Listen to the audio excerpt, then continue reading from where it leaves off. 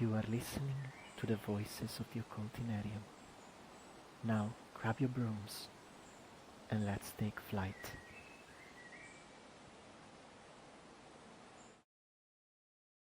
Hello and welcome to tonight's episode of the Occultinarium. We are the voices of the Occultinarium, and your hosts are Adriana, Luigi, Emily, and Lynn. Tonight's episode, we are going to cover another one of the pagan holidays. Today's date, if I'm not entirely mistaken, should be the 14th of June. It's a Sunday. Well, Midsummer Night is coming up soon, so we'll want to release this episode before the time. And as you can see, we are wearing our pagan hats. A small tradition of us, I guess. And we've done a few last episodes, we've done interviews. So we didn't do our tradition of doing a tarot card. Plus, we've actually also broken into the tarot sessions where we analyze a tarot card of the deck and corresponding cards in one episode. So we didn't do an extra card there either. You can check it out in our channel though if you want to hear about the Nine of Swords, a favorite card. That was last episode. Today's honor goes to Luigi, so he shall shuffle the cards and pull one card in private, a secret, and will be revealed at the end of the episode. I see some flowers on that deck. Yeah. Is that intentional? No. Oh, hello. I'll reveal it at the end. I don't even know if they are flowers. I don't even know. It's the Aquarian. So it's the back of the Aquarian. Well, thank you. Much in it, I Honor. Honor goes to the Aquarius of the group. Thank you. Okay, awesome. That was a good reaction for a card, so I'm looking forward to that reveal at the end of the episode. Drop your guesses below, although you can just cheat and skip ahead, I guess. We cannot. Maybe just drop our a little comment somewhere in a note and see whether we guessed right. Anyway, yes, it's a midsummer coming up, traditionally often held around the 21st or the 23rd of June. And this is one of the big solstices. And for the summer solstice, that means for us in the Northern Hemisphere anywhere, where it does make a difference, it's the longest day and the shortest night. And here in Norway, depending on where you are, of course, but the midsummer night often is a night where we do not have any night at all. It is just bright all day. And sometimes at midnight, the sun just, slowly dips down and, comes back up. And then after that, we get a longer cycle again with the night. But shortest night, aka maybe no night at all on Midsummer's Eve, celebrated with wild abandon throughout the day. Yeah, but we already started diving into it. Let's dive into it. What do you have to, because you're going more into Litha, Luigi, and the pagan Celtic celebration. Yeah, if you would like to roll off. So obviously summer solstice is the standard. Midsummer as well as what it's also can be referred to. Litha belongs more to the Wiccan New Pagan tradition, which I don't mind. When I say I don't mind, it means New Pagan is a beautiful movement. Wiccan, beautiful movement in itself. But one thing that I will say about us pagans, we like to argue a lot. We like to, no, it's not that. No, you're wrong. It's that instead. That's not the history. Anyway. But I like of the New Pagan movement of the Wiccan tradition. I do like these unique titles, maybe because I'm a bit of a geek in my heart. So yeah, I think the term Litha refers to simply the season of June, like the month of June. I need to look at the etymology a bit better. But whenever I hear the term Litha, maybe it's the sound of the word, maybe it's the letter L, which is the same letter of my name. Roughly, it doesn't mean that necessarily etymologically speaking, but when I hear the term Litha, I hear in my heart a resonance of the word light, even though the etymology is not probably that one. Like we said, it's most likely connected to the month of June. But again, light. This is now the period of the zenith. Of the light of the sun as a star, of the sun as a cosmic body, and of the sun as a deity in whatever form you wanna celebrate them. We also have a tradition that I don't think we mentioned because we started to do these pagan episodes with Imo, so we didn't get the chance to mention yet. There is a very famous legend, myth, fairy tale tradition, which is the one of the Oak and the Holly King. one and the other. The Oak King represents the season of life, spring and summer. The Holly King representing the season of death, aka autumn and winter. Yes, Pantare, Odin, Mene, which is roughly Greek for everything flows and nothing ever ends. And I mentioned that quote because even though now the sun is at its zenith, at the most powerful that it can be, that also represents the beginning of the decline. And that happens also at the winter solstice, but we'll get to it in more detail when we get to the winter solstice. So the legend is that at the solstices, each king, they either fight each other or they debate with each other. But anyway, there is a conflict or a contrast. And even though this is the most powerful season for the Oak King, it is also, as the legend foretells, it is also the moment when he's going to lose. He, she, they are going to lose to the Holy King and surrender their crown to the Holy King. Because after, like you mentioned, the longest day of the year and the shortest night of the year, after this day or that day, because we're not there yet at the time of the recording, the nights will start to grow longer and the days will start to grow shorter. And I'm already crying and getting very sad about it because I waited for so long, 2 days to be long. There is already so much darkness in the UK, but that's another story altogether. So yeah, I think Litha, Midsummer, Summer Solstice is definitely a huge period of celebration because obviously you have the capacity to celebrate in terms of daylight saving and whatnot. Like you can have a party all day up until almost 10 p.m. and be out and about. We light a lot of fires. In celebration terms, there are obviously a lot of gratitude rituals around the wealth of the season. You know, summer, like in a world where once upon a time we relied a lot on our crops, this is the time to celebrate that. This is the time to enjoy that. So yeah, that's a little snippet, at least, of what I can share about Litha and the solstice Yeah. as a celebration. Yeah, it's just a really powerful time, isn't it? I mean, it's like, I mean, I mean, it was good. I think was starting in Imbolc or like in a time where like things just started to slightly like get more energy and get stronger and stronger and stronger. And right now we're in the time of the year where the energies are at its fullest, at its strongest.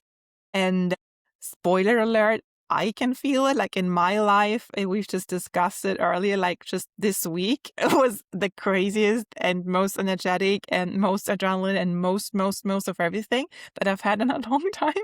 So I personally am quite okay with it nearing the apex and going back down after. I feel like this is a good cycle. So I'm really feeling like there's wow of energy that is going around like now this year very, very strongly. And I mean, I'm looking forward to the midsummer and to celebrating it and kind of wrapping it up and taking those, well, the say the fruits of the season or like all those things that I want to be carrying with me into into the seasons that are coming, where you're starting to harvest, you're starting to gather again for winter and preparing for the time where you have less energy. But right now it's all like just celebration and feeling that energy and being in that energy, and that's really great. But I'm also like seeing when I look at I mean, for us here in Norway, like the nights are so short and there's barely any there's no darkness right now. It just gets a little bit darker. I mean, I was mentioning I was out until 3 a.m. and there was no darkness at any point, really. It's crazy. It's just like, and I went to bed with the sun always coming up, so I'm like, so the planetary hours right now in the night hours are just 20 minutes. Every planetary hour in Norway right now is just a 20-minute hour of one planet. So it gives like, it's really intense. So yeah. I can imagine. I envy that. I think even the evenings here in the UK. Now I'm a little bit more north, but it's not that much more north. Even like the evenings feel really bright because normally, I don't know, when you sit and suddenly you look at the time and it's like 9 o'clock, but you look outside and it feels like 5 o'clock. So Yeah. even just the little difference makes you a little bit, yeah. Sweden has something similar to Norway, but a little bit higher up. So when you're like in the middle of Sweden, it's not too bad. But if you go slightly more north, I mean, you go to Lapland, you got Kiruna there, for example, they literally have 3 days of daylight, 3 months of daylight, and then during the winter they have the 3 months of night. And Yeah. I mean, Norway is the same up north Yeah, because up north, obviously yeah. it's the same. And that is just crazy. I used to live with a girl from there, and she said that, you know, when she was a teenager, it was great because they could party. It did not matter. They were just partying day in and day out, and you did not know if it was night or day. They just did whatever. But she said it's really difficult during the winter time. Then Yeah. you just get tired all the time. It's just Yeah. I mean, also for me as a teenager, you know, I was an introvert and a nerd and all that. But for me, also, it was great, like the white nights, as you call them in Russia, or like the midsummer. It meant for me that I could read with a book. I could read a book without needing to switch the lights on until midnight. So that is like, you know, that is the other version of when you're not a party person. Teenage years. it does give you the extra energy, I find. Even waking up much earlier, I feel like I just wake up much earlier, specifically now during this time, and you can go to bed much later, and you don't feel Don't tired. say that. Please don't say that, because I have had notorious little sleep for the last 3 weeks, and it's kind of been my mindset that it's okay.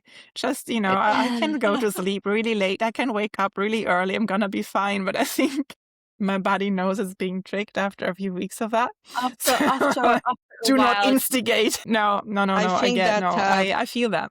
regarding this period, that obviously, as you all know, I come from the southern hemisphere, the tropical countries, that we don't have this, you know, because for us it's exactly the same. It's 12 hours of darkness, 12 hours of light, 365 days. So, but it is very funny when you arrive to Europe and then realize that everyone is obsessed with the weather and with the sun and the light and things that you never think about it. But I think that Litha, as Luigi was explaining, it have as well a profound meaning as well, because it's from the moment of maximum light, the apex of the maximum, the darkness begins to rise and to return. So I think as well it has like a spiritual connotation, a reminder that every peak has a beginning of something new, of a change, or the contrast. And as Luigi was saying, it's a period of celebration with gratitude. I think humility as well, because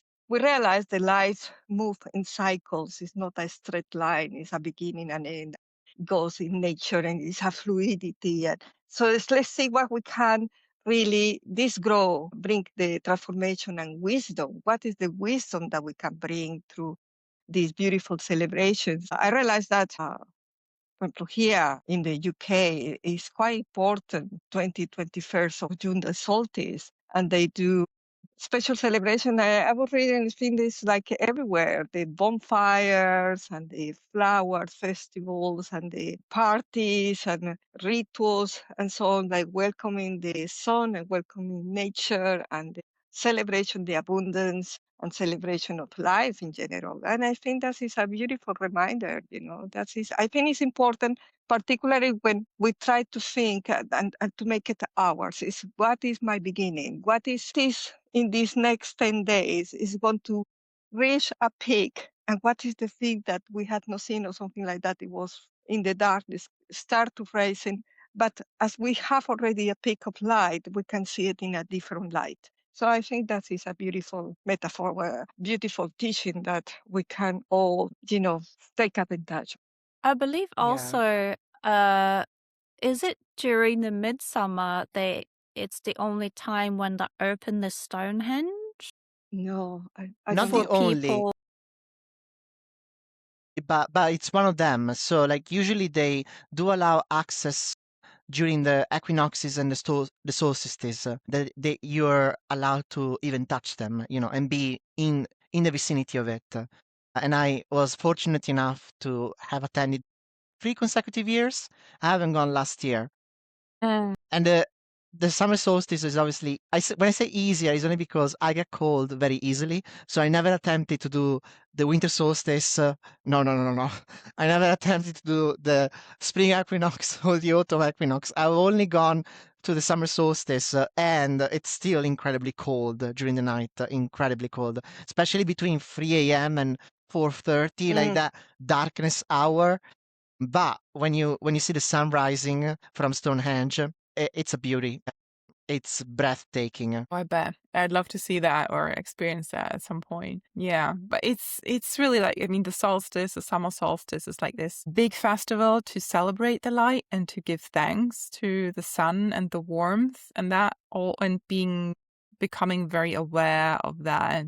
You are at the turning point again, that you are at the max point and of what came before and what will come after. But just this one day, this one celebration, you're just going like over here, we're just going all in and thanking the sun and thanking the light. And with sun, if you're saying we're thanking or we're grateful for the sun, that, you know, that carries so much. It's like it's the entire farming cycles and everything, life. You know, we're aware of this, right? But I mean, only because of the sun, we have life here on this planet. And it's the sun that helps our plants grow, but also, of course, in moderation. If you get too much sun, it all just burns to crisps, right? But we typically, in the climate change aside, we have a good climate here in Norway, in the northern hemisphere. And typically, if you have a good balance of rain and then the sun and rain and the sun, your crops will grow, and with a fertile ground, your crops will grow and you will have a good harvest and you will have a good food and you will have enough food. And that is thanks to the sun making it grow, photosynthesis and all that.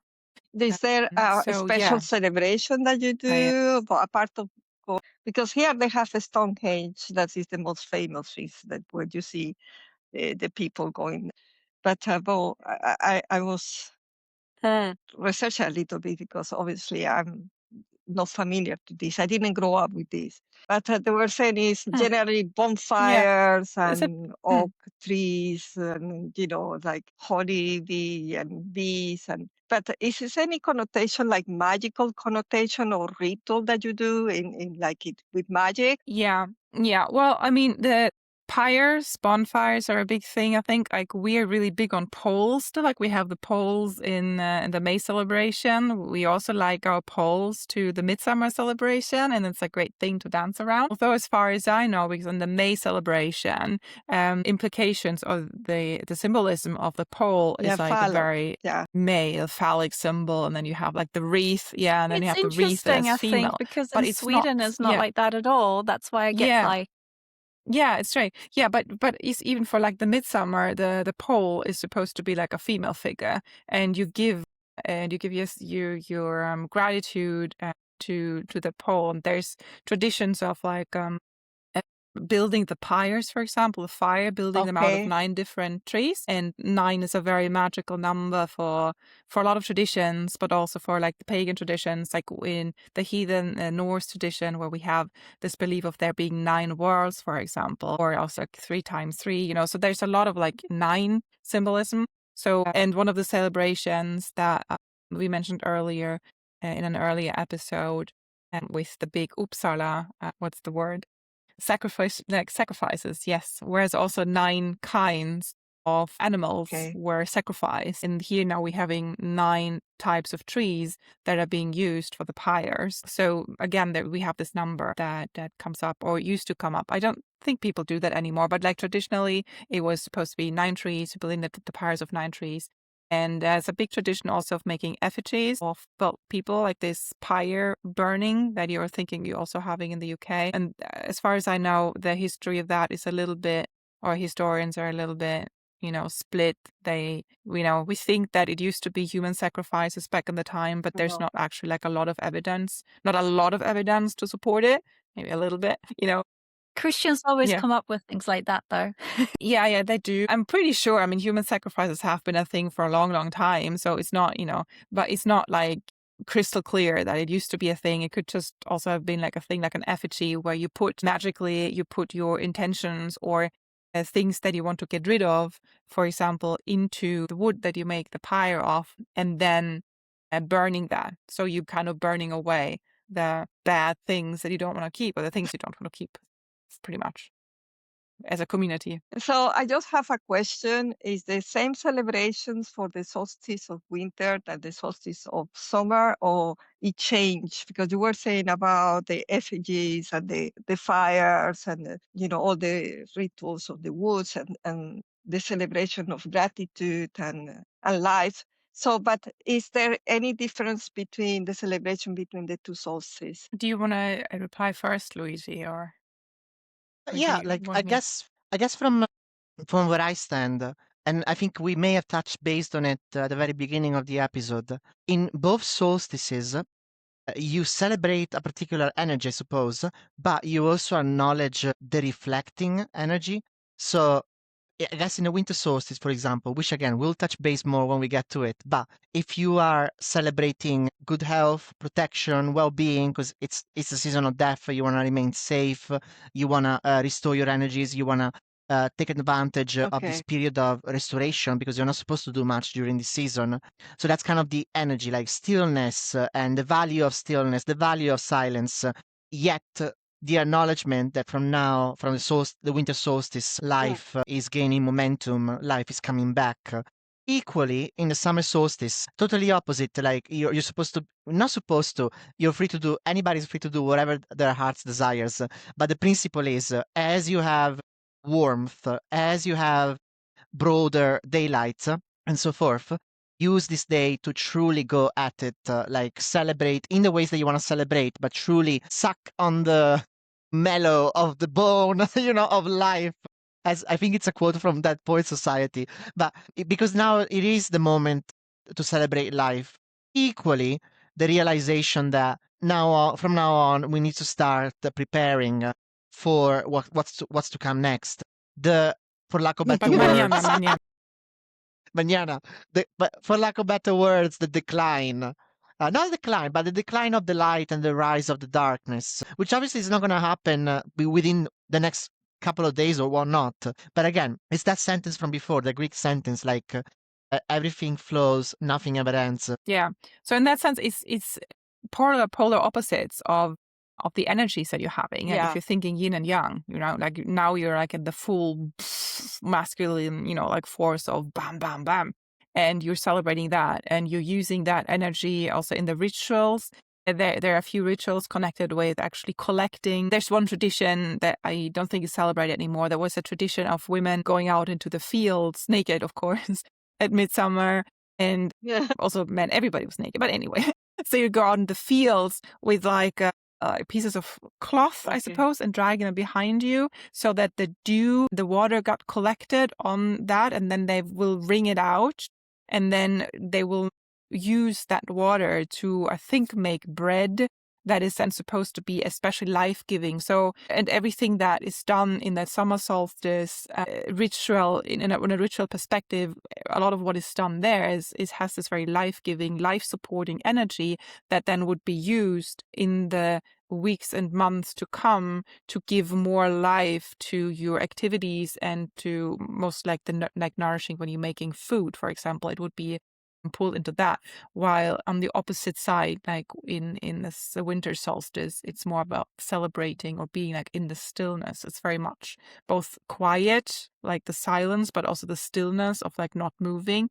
It's more about reflecting inwards rather than going outwards like it is now. So in that sense, it's kind of these very polar opposites. Yeah. Two extremes, right? Two extremes. And how In you a different way personally there. you treat who are So, practicing these pagan festivities? How do you celebrate? So the last few years, it's been about joining the bandwagon of attending Stonehenge. But there's not just Stonehenge. There's so many stone circles across the UK. So usually, because the thing is, in neo-paganism, I suppose, the solstice was also a liminal space, both the winter and the summer. So again, it's that conversation, but it's a conversation that is as truthful to the Beltane and or the Samhain season versus the solstice season, where the realm beyond the veil, the other world, the Fey realm, is more accessible, at least for them to come over here. So the idea is that around the stone circles, the entrance to the other world will become, will materialize, and the Fae will come and visit us with their blessings, hopefully. But if you misbehaved or whatnot, even with their tricks, there's different views in regards to the will and the behavior, so to speaking, of the Fae. I choose to believe, because I'm an eternal romantic and Piscean and child of Venus, I choose to believe that they are the most incredible creature in the world. Like any other aspect of life, there is also a shadow aspect, but, I won't shy away from a meeting with them if the goddess decides to bless me with it. So yeah, stone circles, liminal spaces, welcoming the abundance and the prosperity and the blessings and the generosity and the gain. At the same time, working with the archetype of the sun, I suppose, in all ways possible, like whether it's decorating your home with sunflowers, drawing the sun, whether you draw it astrologically or as a glyph or whatnot, putting yellow everywhere, florals, but florals is also as relevant for Beltane. Everything that describes the blossoming and the sprouting and the, what's the word? The ejaculation of life, Oh, if you wonderful. will. Pretty much. Amelie, do you celebrate the solstice? Yeah, well, I grew up in Sweden, and in Sweden, Midsummer is one of the most important celebrations that you do. I believe it's equally as Mhm. important as Christmas. So they take it quite seriously. Not that it is a serious thing that, a serious way they celebrate, but it's a big thing there. And yeah, normally, this is why it's so funny when we say, so maypole, this is what it's called here, but in Sweden they have midsommarstång, which is a midsummer pole, basically. And it's made out of one pole with two round circles of flowers or whatever green you have. So it basically looks like a penis with two balls. That's what it is. And what they do, it's very similar to the maypole, and they put it on the ground and they put it up. So it's basically like the penis is giving life to earth, and this is why everything has been sprouting. And it's like a celebration for like everyone. For kids love it because they dance around the pole. Parents, grandma, everyone is there. And it's obviously summer, so it's nice, warm. And also during the day, they eat until the very, very, very late night. So it starts with like, they always have very fresh food. So like everything is like new potatoes, and there's a lot of seafood, like seal, a lot of like salads and vegetables, and just very fresh, Mhm. fresh food. And that's what they do. They like celebrate the whole day, eat. And obviously there's quite a lot of drinking involved as well. I mean, they have beer specifically that they specifically kind of like drinking during midsummer. You have snaps, you have like the vodka shooters that you do. You just get drunk and merry, Okay, that sounds basically. fantastic. And an old thing an old thing that they do as well, that you can do if you are able to do so, this old tradition of like women used to go around in fields and you pick Mhm. 7 types of different flowers, and once you have 7 types of different flowers, you have to jump over 7 fences, and after that you put the flowers underneath your pillow, and then on the next day you'll basically Oh, wow. dream of your future Oh, husband wow. on that night. That sounds Yeah. interesting. So Wow. that's like a little thing that they do. Obviously, if you live in the city, it's not really, you can still jump over fences and you can still get flowers, I'm sure. But, just be careful if it's your neighbor's fence, Mhm. Yeah. Interesting that it's more about number Yes, 7 interesting there. because for Yeah. I started to like doubt. I was like, was it 9? Like, no, I'm very sure it's 7. I'm very sure it's 7, but then I'm not sure if they've changed it or if but it's 7. As far as I remember, it's 7. Yeah. I mean, Each, 7 has a lot of significance as well. We know this as well with the yeah, 7 each planets number and has its 7 own days. magic. Yeah. And it's more, it combines better with like a Christian influences.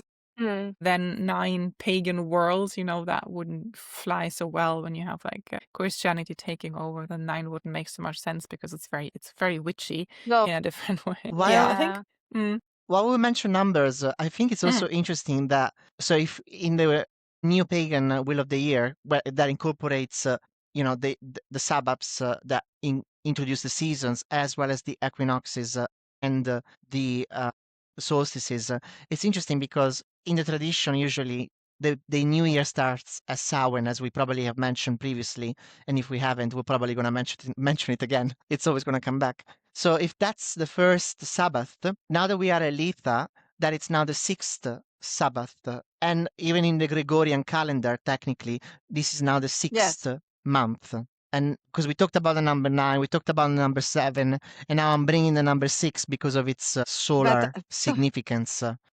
Which talking about numbers again, Go on. numbers, as we did the decan last week, the decan for the solstice is the 2 of cups. So I found that fascinating because obviously it's in Cancer, it's a 0 to 10 degrees Cancer. So it's the first decan of Cancer, but equally the major arcana in tarot is the card of Sun and the Strength card, and equally is the card for this period is the 3 of Wands. That is expansion. So we have 2 of Cups, that is connection, fertility, abundance, the sacred relationship of male and female, the heart opening, the emotional fulfillment and the love, that the 2 of Cups. And then we have equally the very powerful Sun and the Strength card, plus the vision and the fire of the 3 of Wands, that it will make you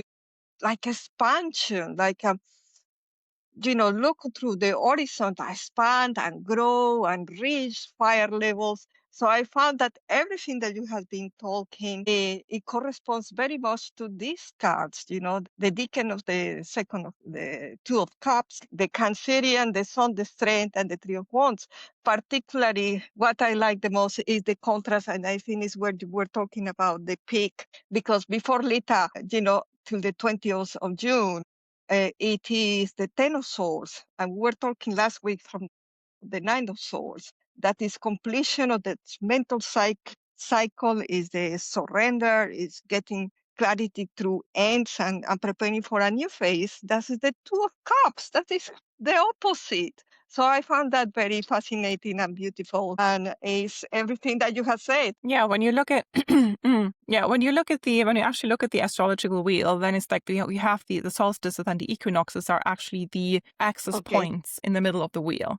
So technically, you have the summer solstice. The summer solstice is on the bottom if you're starting with Aries on the left, right? So the summer solstice is the south axis. So it's exactly where you go from that energy of Gemini or the lovers. You're thinking like tarot. You're going from Gemini into the tide or the time of Cancer. So and then again in the winter solstice, it's where you have go from Sagittarius to Capricorn, and then you have the equinoxes where you go like from the Pisces to Aries, and from again Virgo to Libra, and all of these equinoxes or solstices is always set at the cardinal signs. So it's always the cardinal signs basically bringing in this new time. So now we're having the cardinal water for midsummer, the midsummer solstice. Cardinal water Cancer is beginning that basically, but it's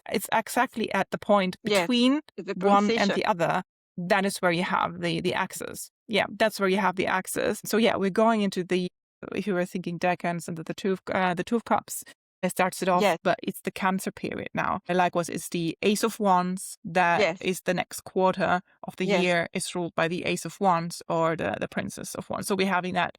Yes, it's the fire quarter basically. So yeah, from an astrological standpoint, you have that. Which in a way, the vision of cardinal water that begins this season with the what's the word that I'm looking for? The astral rulership, or at least influence of the fire, that being the Princess of Wands, the Ace of Wands. That's a beautiful image of the 2 of Cups in a way. And I was thinking about Amelie's story as well, like with the pole that specifically has a phallic connotation behind it into the earth, that phallic into the womb. That's also a beautiful Yes. representation of the Two Yes. of Cups, Yeah.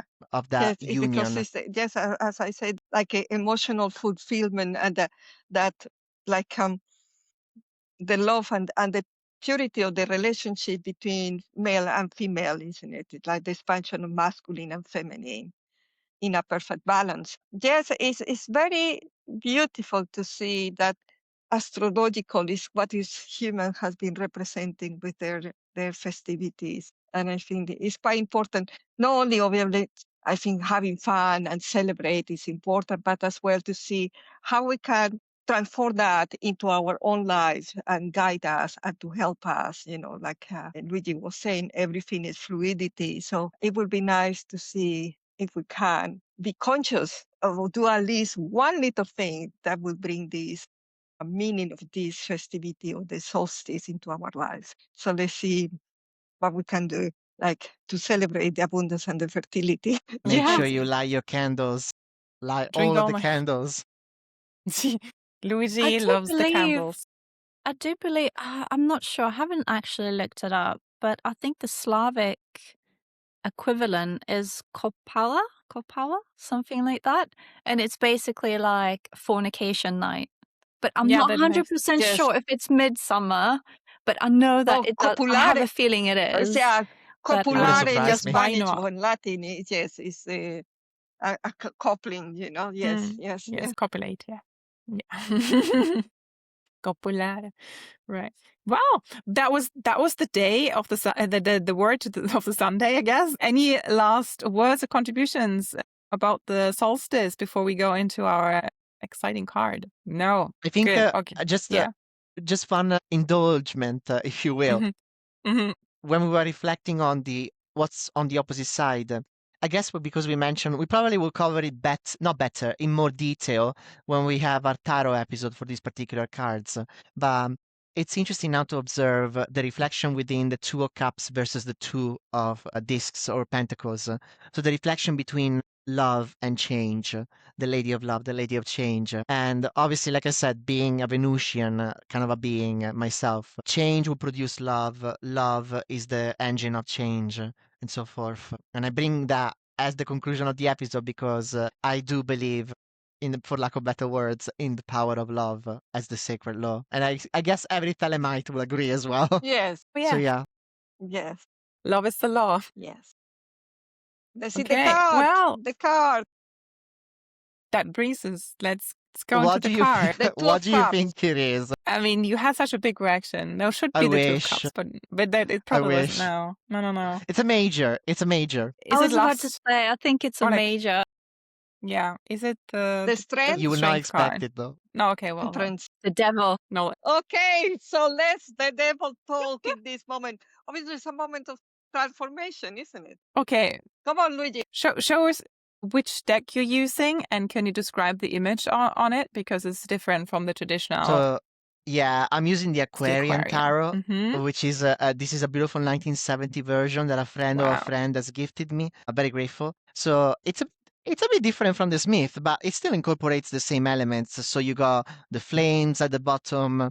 Obviously, you know they are referred to the devil as the pen. Interestingly, I think I mean you can interpret it as you want. That can look like the sun, but because of the tincture of silver and blue, I feel like it's the full moon. And then you have the pan itself, or the devil themselves, with the inverted pentagram, and then what we could call demons or shadows, or at least the man and the woman, quote unquote, facing on opposite direction from one another, chained to the rulership of the pan, to the rulership of the devil, and then a phallic symbol on the right side, which is also, as we know it, the wand of knowledge. The first thing that came Speaking out. about the phallic symbol, There you go, like with a bit of Thoth. So yeah, the first thing that came out when I saw it, there were two things that popped into mind. One, the drawer, the reader is a Capricorn himself, like the card, obviously. So I don't know if that's something to do with it. But obviously, we mentioned this number 6 being kind of relevant in the discussion of the solstice with its solar potency, and the number 15 reduces to 6. But because the pan has appeared, again, when it comes into reading, not always, it depends on the circumstances, but there is a discussion about freedom and maybe even freedom of choice, especially in the conversation of love, like it came up quite a lot in the reading. So take it as with a grain of salt, but it's almost asking us to reflect on either the relationships or the dynamics or the so-called chains, and chains as in dynamics. Again, like we have a word in Italian, legami. Legami means having a relationship or a dynamic with someone, but the word corresponds to the word rope, because a connection with someone is a rope, is a chain, but not it doesn't have to be an imprisoning chain. It's just a connection. So I think with the pan coming up into this reading, it could be asking us to reflect on what relevance and what value does freedom have in each of our dynamics. The freedom of being ourselves, the freedom of loving each other unequivocally, regardless of our similarities or differences, but also the reflection of, when we talked about, yes, it's a season of life and expression, but let us be reminded of what's to come, of the labor to come, of the preparation to come, which is the rulership of darkness of the season of the opposite solstice ahead of us. But what do you guys see here? Well, I found really interesting when you're talking about legami with Yeah. yeah, because in Asia, say Southeast Asian traditions, there's also this idea of like a thread that connects to people who are fated, like the red thread. Yeah, and so I was just reminded of that immediately. And you can go both ways. You can say that this is a beautiful thing if you're having somebody who's like, if there's actually like a red thread that binding you to somebody, but it's also that thing that it is, if it's unbreakable or if it breaks, but even if it's unbreakable, that you're also chained to that someone in a way. Yeah, I'm thinking the first thing that usually comes to mind for me with the devil card is, no, not always, but sometimes, the wild abundance and going into wild abandonment. Yeah, that thing, that word, indulgence. This whole thing that we, like, as Emily brought up, with like just drinking all day and all night and eating all day all night. It's very devil. It's like really like not having any, not filters is not the right Inhibitions. word. Yeah, inhibitions. Thank you. Like no inhibitions and just going, just like completely like going wild and full abandon, and that's It that's is very much. inhibited. Yes, that's very much devil and very much the summer solstice energy in that sense. Absolutely. Yeah. Yeah. I would see that. But then also you could go into this whole imagery of, the chained man and woman, and then you could play around with that into the human sacrifices that might or might not have been made in combination with the pyres. So, there's a lot you could play with here. Also, like you said, the Capricornian energy that now we're starting to, okay, we're gonna go, we have the wild abandon now, and then soon we will go into this more Capricornian, like, okay, now we have to plan and to get our harvest and Prepare. our life, prepare. Yeah. Yeah. Amelie, Change, Adriana, for what about me, you is guys? a radical change, isn't it? It's the cycle, is the renewal, is the beginning of something that you can interpret it and feel it and sense it, but equally is in the background is always this like warning that be careful to get attached to this. It's like, yes, there is a change, is something that is starting afresh and new, excitement, the pleasure and so on, but as it's a reminder as well to say, don't overdo it, be careful, because attachments, the ligas, the ligamentos, it will constrict you at the end. No, I feel like it's a very material card as well, and it just reminds me of the abundance we were talking about, or all the material things that we are getting through this season as well. Because all the crops and flowers, everything that grows, it's something that is material. Money is not the only thing that's material, like people seem to think like, but this abundance of just having everything almost in excess, because everything is just like popping up during that time. And I feel like the Devil card is very fitting within that sense as well, that you are almost allowed to indulge yourself, because if you don't indulge yourself when things are just blooming and there's, plenty of food and all of that, then it will spoil as well. So you might as well just go ahead and do it. And it almost feels like it's okay to be a little bit spoiled within the material, as it say, to eat a little bit too much and to have fun and indulge yourself, because it's really the time Yeah. when Yeah. you Now, do now that. or never, basically. Now Now it's or never. Yeah, now it's the exactly. time Like now of or never. abundance, Yes. really. Yes. Now or Yeah, where there never. is too much before it goes into spoiled. Now we basically just go on. Exactly. Yeah. Exactly. Yeah. Interesting as well, because of our discussions in this particular card, where this part here, which could be either the legs, but we also know that usually the pan in themselves, they're usually depicted above the block of Saturn, the block of matter. So this could be the block of matter, but it's almost as if it's splitting, and in a way it's depicting almost a broken heart.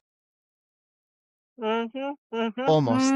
Yeah. Yeah. But so there's so many ways that you can reflect on that. Whether it's the split of matter, the split of the love, the unequivalent love for matter itself.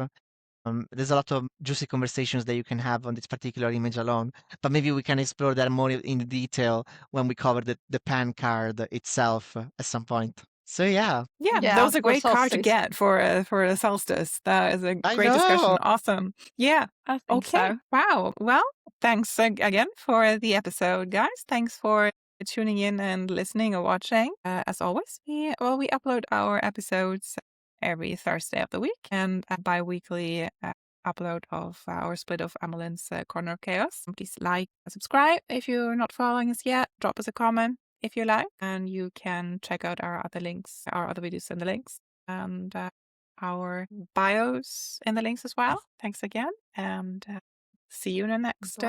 rabbit hole. And good night, Happy everybody, and enjoy Litha. Midsummer. Pilita. Bye. Enjoy. Happy Litha. God Midsummer. God Go Midsummer. and have fun. We are the voices of the Occultinarium. Welcome to the rabbit holes.